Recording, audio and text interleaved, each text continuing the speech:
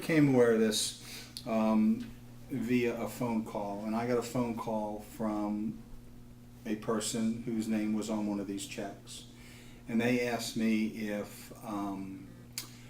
I had sent them a check, or if Coldwell Banker HPW had sent them a check,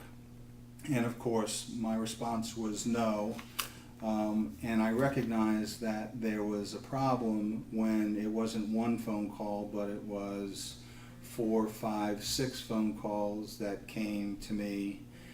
through the front desk, and that led to some conversations with folks on the other end. I don't know that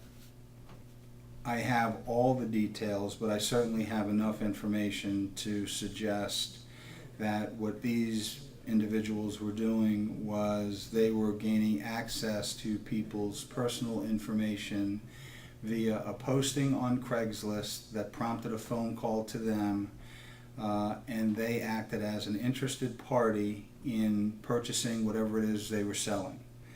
When they said that they wanted to purchase the item that they were selling, the next step was to gain and gather some information on address, name, and we were primarily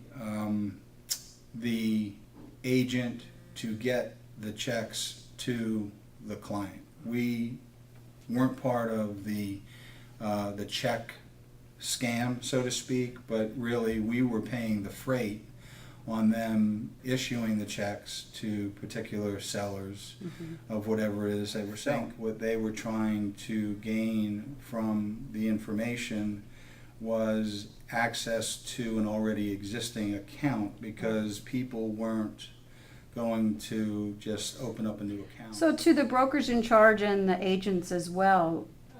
how can you take what happened to you and translate it into something that they need to be knowledgeable of to prevent this from possibly happening again? That's a great question. I don't know that there's one thing that I would suggest. I think that there's a number of things, and my hope is that in my sharing, it at least lets you know that sometimes what you hear on TV is reality. It happened right here. The other part is that I think it's incumbent upon us to go ahead and communicate with our agents some of the details so that they can be aware, and don't take for granted that when you push things out on some of the new mediums, the Craigslist type ads. You know, I would also say Facebook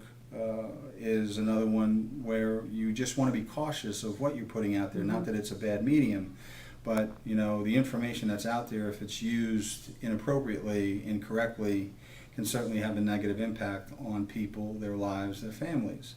So I think for brokers in charge, what I would suggest is to please communicate with your agents, get the word out,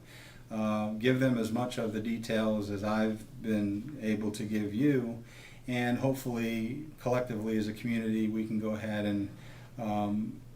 have more red flags go up more frequently, and we'll just minimize the possibility of it happening to people that we're doing business with.